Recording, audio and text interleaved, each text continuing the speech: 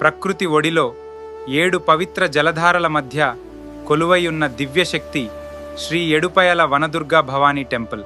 ఇక్కడ మంజీరా నది 7 పాయలుగా విడిపోయి అమ్మవారి ఆలయాన్ని చుట్టుముడుతుంది. అందుకే ఈ క్షేత్రానికి ఏడుపాయలు అనే పేరొచ్చింది. వనదుర్గ భవానీ అమ్మవారిని భక్తులు కరుణామయి తల్లిగా ఆరాధిస్తారు. ప్రతి సంవత్సరం జరిగే ఏడుపాయల జాతరకు లక్షలాది మంది భక్తులు తరలివస్తారు. ఈ క్షేత్రంలో ప్రకృతి ప్రశాంతత, భక్తి వైభవం రెండూ కలిసిపోతాయి. ఒక్కసారి దర్శిస్తే మనసుకు ఒక ప్రత్యేకమైన శాంతి కలుగుతుందని భక్తులు చెప్తారు.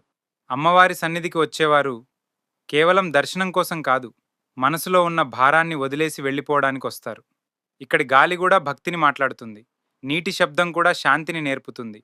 ఒక్కసారి ఇక్కడ నిల్చుంటే మనసు నిశ్శబ్దమై ఆధ్యాత్మికతతో నిండిపోతుంది. అది కేవలం ఒక ఆలయం కాదు, ప్రకృతి రూపంలో కనిపించే తల్లి ఆశీర్వాదం. జై వనదుర్గ భవానీ మాత.